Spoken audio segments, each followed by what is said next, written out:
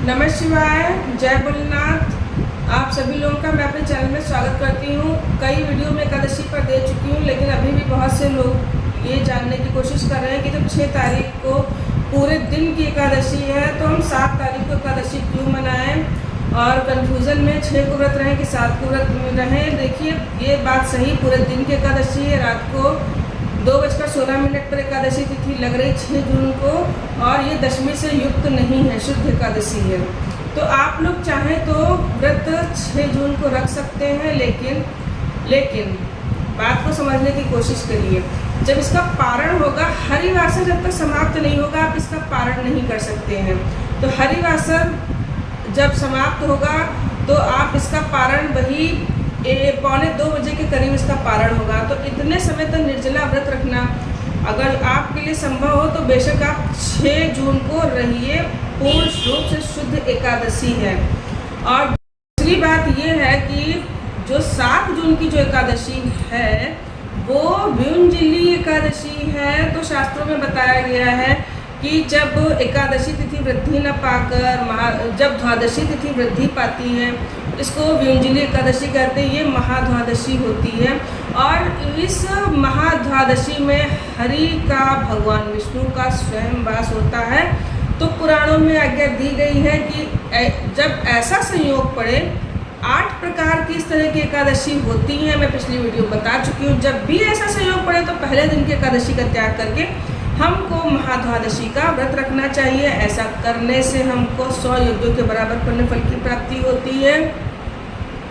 और निर्जला एकादशी का व्रत जो है वो, जैसा कि नाम से स्पष्ट है, निर्जल ही रहकर जब आप व्रत करोगे तभी आपको पूरा फल प्राप्त होगा। जैसे कि सूर्योदय से लेकर सूर्योदय तक का व्रत होता है।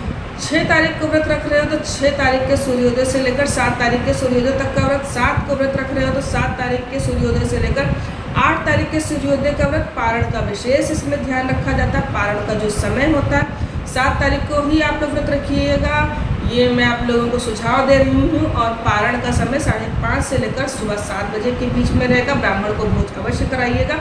सुबह इतनी जल्दी ब्राह्मण को भोज कराना आसान नहीं होता है, मिलना भी आसान नहीं होता है। तो आप भगवान को स्नान कराकर वो जल से आप पारण पहले कर लीजिए, सीधा निकाल दीजिए। और अगर जो देखिए, मैं अगर जब अपनी मैं पर्सनल बात करूँ, मैं किसी के बारे में बात नहीं कर रही हूँ। मैं किसी भी एकादशी को ब्राह्मण भोज कराऊँ न कराऊँ, मैं निर्जला एकादशी को कोशिश करती हूँ कि ब्राह्मण को भोज अवश्य कराऊँ।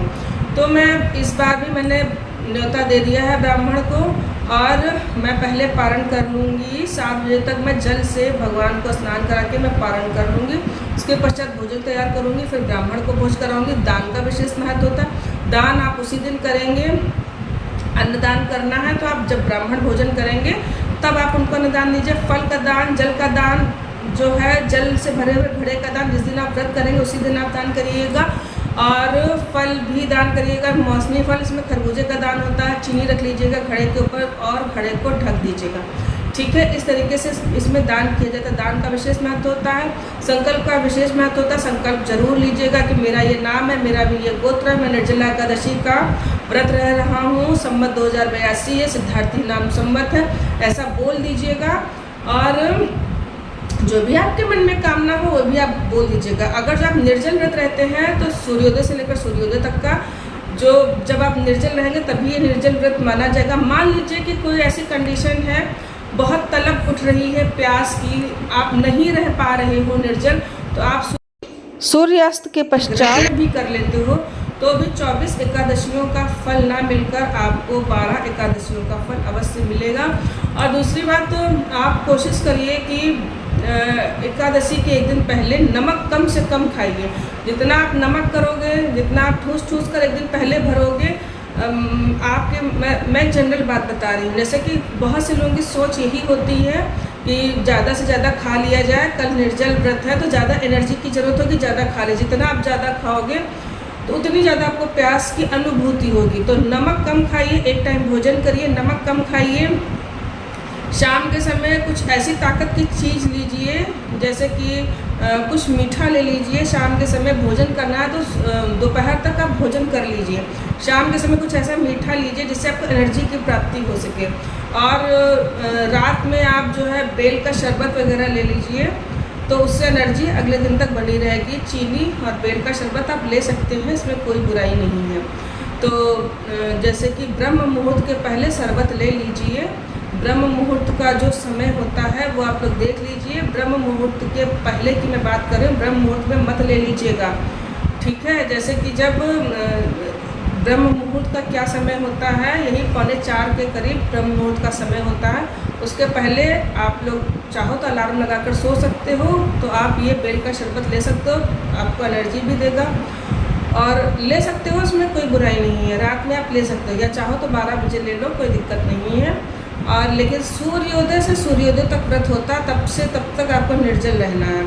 और अगर जो बीमार व्यक्ति है, जो नहीं रह पा रहे हैं, निर्जल नहीं रह पा रहे हैं, तो वो फलाहार करके भी व्रत रख सकते हैं। व्रत जरूर रहिए, निर्जला एकादशी का व्रत जरूर रहिए। साल की सबसे बड़ी एकादशी है।